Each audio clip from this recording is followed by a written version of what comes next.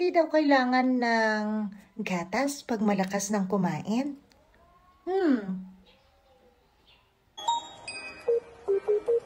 Kailangan po ng gatas hanggang pagtanda natin with some few exemptions. Ang gatas, first of all, linawin po muna natin kung ano ang meaning ng gatas.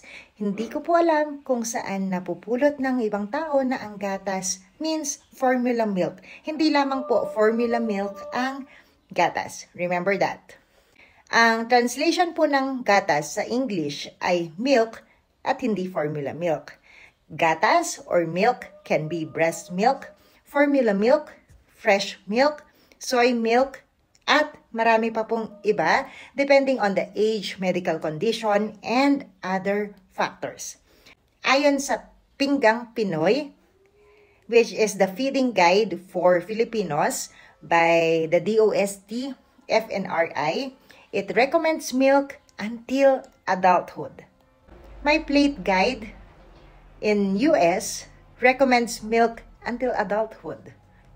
Ang DASH diet na ilang taon nang nabibilang sa mga best diet in the world also recommends milk and other dairy products.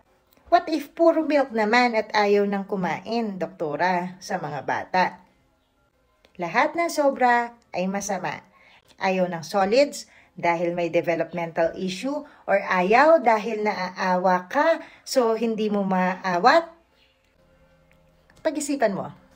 May mga mommies ng patients ako, hindi daw sila nakabili ng milk kaya kape ang ginagamit. Hindi ba kayo makabili o tingin nyo hindi kailangan?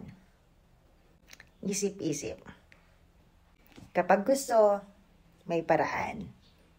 At pwede nyong itanong kung anong murang milk ang available sa market.